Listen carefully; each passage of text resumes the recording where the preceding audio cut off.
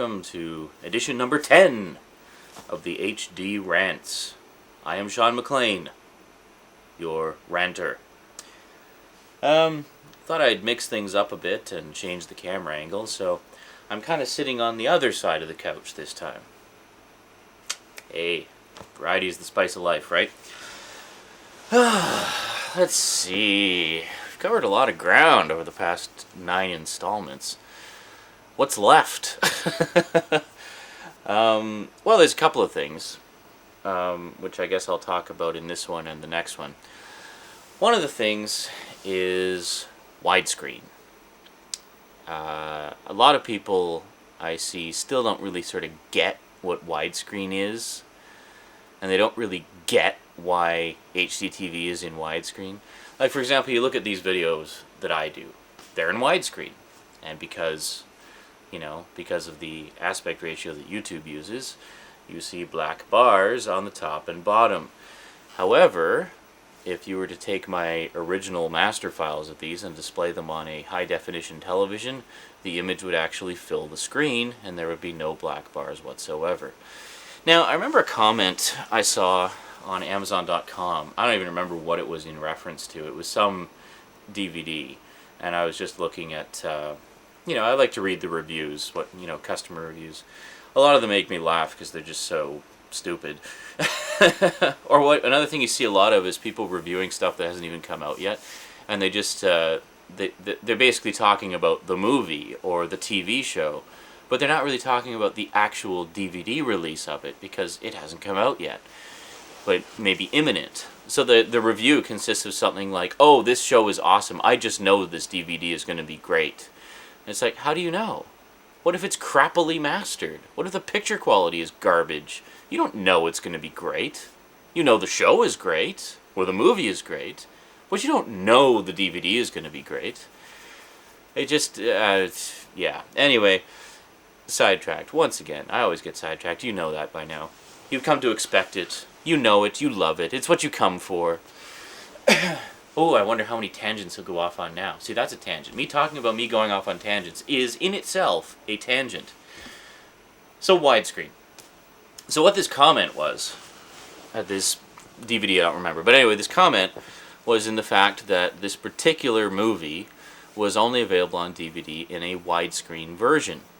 So this comment was from some person who said, "I am so sick and tired of widescreen being rammed down our throats. I paid good money for my TV, and I want the image to fill the screen." Okay, fair enough. So full screen, or full screen, as a lot of hardcore cinephiles will tell you it's called. Well, here's the thing. You go to see a movie in the theater, it's widescreen. It's like this, like what you see right here. It's widescreen. In fact, some movies are even wider screen than what you see here. Like, take a look at, The Matrix, or The Lord of the Rings, or Star Wars. They use like a really extreme widescreen called CinemaScope is actually what the term is, or just scope for short. So, you see a movie in a theater, it's in widescreen. So you get the widescreen version, you are getting the full image as it originally was shot and intended to be seen. If you get the full screen version, what they've done is they've taken a piece of the widescreen image and blown it up to fill the screen. Which means, you see this is about right, you're losing all this information on the side. Okay, well in that case it's nothing, but say for example, if you've been watching the Visits with Cass series that I've been putting up sort of concurrently with these, you'll have heard us talk about this. But say, for example, there's two people on the screen talking, having a conversation. There's one person here, and then there's one person here. So now, using my example, you got that for your full screen image. You're only seeing the person sitting here, and this person here, well, you might see his arm or his shoulder. So what they do is a process called pan and scan in those cases, where they'll pan back and forth between the two people having the conversation to kind of make up for it. Now, here's the thing. I remember, I actually still have this as well. There was a Laserdisc release and VHS release of a whole bunch of movies from Paramount. They're sort of doing special director's editions. They weren't necessarily director's cuts, but they were director's editions of several notable movies in their catalog. And one of the ones they did was Star Trek IV, and which, of course, Leonard Nimoy, also known as Spock, directed. And at the beginning of these director's editions, they would have little interview segments with whoever the director was for the particular movie. So in this case, they were talking to Leonard Nimoy. And Leonard Nimoy said, in one of the segments of his interview, was that he prefers his movies to be shown in widescreen for a variety of reasons. I mean, first off, it's just you get the image as it was originally composed and intended to be seen, so you're not missing information. And just artistically, it is the way the director intended it to be seen. But he actually used the conversation example, where two people are having a conversation, and he said, you know, with the pan and scan, they tend to focus on whoever is speaking. But he said, as a director and as an actor, he said he thinks it's just as important, and sometimes more important, to see the person listening. So you're essentially missing half the conversation. I mean, a conversation isn't just who's speaking, it's who's hearing the conversation, how they're reacting. You know, it's all parts of the whole.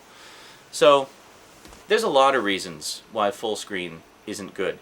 And the thing is, now widescreen is becoming the new standard. In fact, if you go to your local big box electronics store, you're not going to see very many non-widescreen televisions anymore. It's not being rammed down our throats, okay? This is nothing new. This should not be news to anybody who's been even half-assedly paying attention to the trends. HDTV has been in development for... When did I first hear about it? If I remember correctly, the first I ever heard about HDTV was in 1993. Okay, my dad used to run a cable company. Like, he owned a cable company, so he would tell me about all the latest technological things in development. One of them was, you know, when all the stations went over to digital, which, by the way, is becoming standard. There will be no more analog video at all. It's all going to be digital within the next, I think, 5 years is the mandate.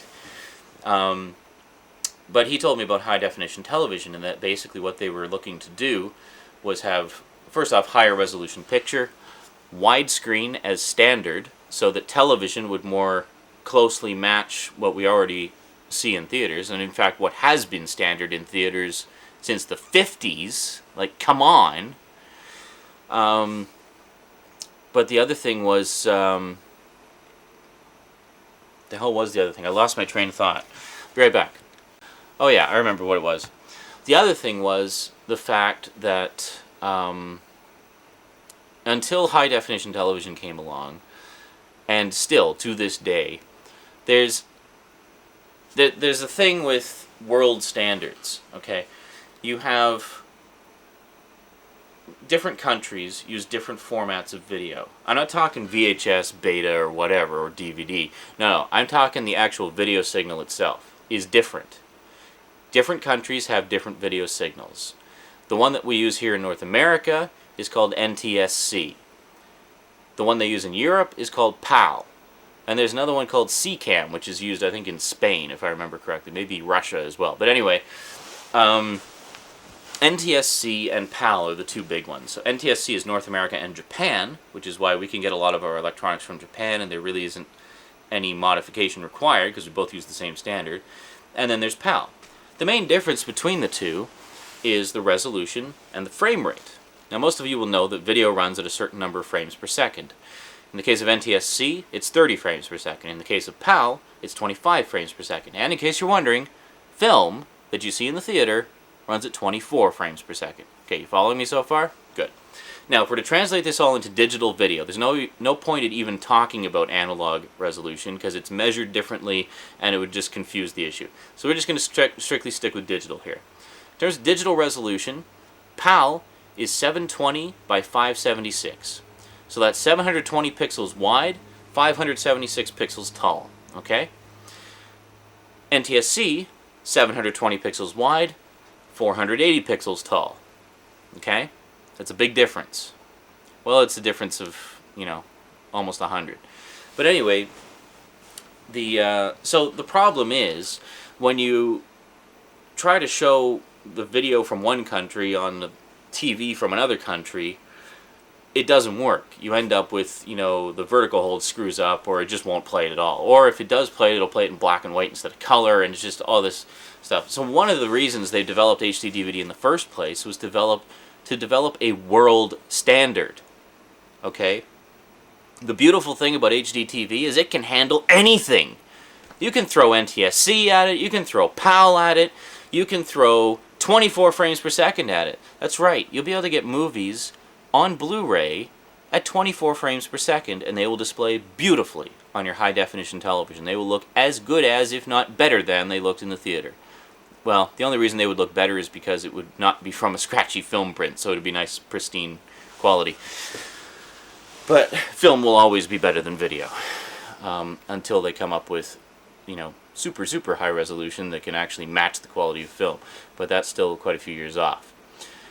So basically the whole point behind HDTV was to make widescreen a more universal standard, to make higher definition a universal standard, but those are just kind of bonuses. The main reason it was developed in the first place was to get rid of this whole NTSC, PAL, CCAM incompatibility BS.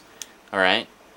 To basically make it easier for one market in one country to sell videos to another market in another country. If I look like a little blue there, it's because my DVD player just shut off and it's just a blue video screen.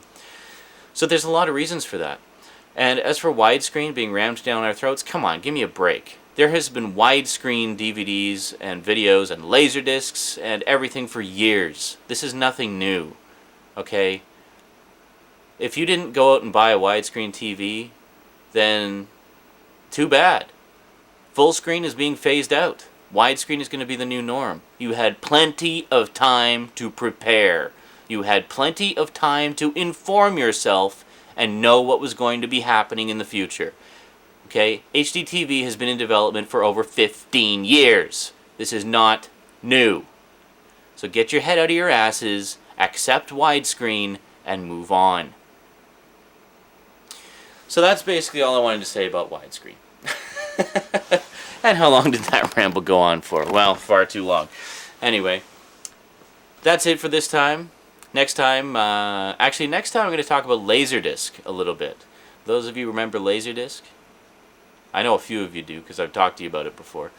But yeah, so I'm going to talk about Laserdisc a little bit because I think it deserves a little bit of a better place in the history books than the reputation it sort of has, it seems.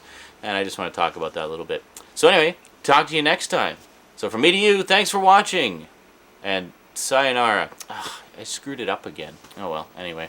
See you next time, folks.